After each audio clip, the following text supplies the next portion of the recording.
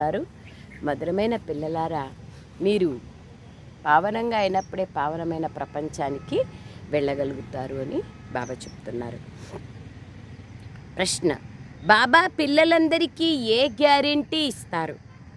జవాబు: మధురమైన పిల్లలు, మీరు నన్ను స్మృతి చేసినట్లయితే ఏ శిక్షలు అనుభవించకుండా మీరు నా ఇంటికి వచ్చేస్తారు. ఇదే నేను గ్యారెంటీ ఇస్తున్నాను. బాబాని స్మృతి చేస్తే శిక్షల అవసరం ఉండదు.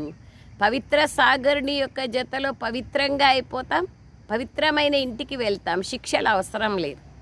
అందుకయ్యే బాబా అంటున్నారు, పిల్లలారా, నేను గ్యారెంటీ ఇస్తున్నాను. నన్ను స్మృతి చేస్తే మీరు శిక్షల అవసరం లేకుండా నా ఇంటికి వచ్చేస్తారు.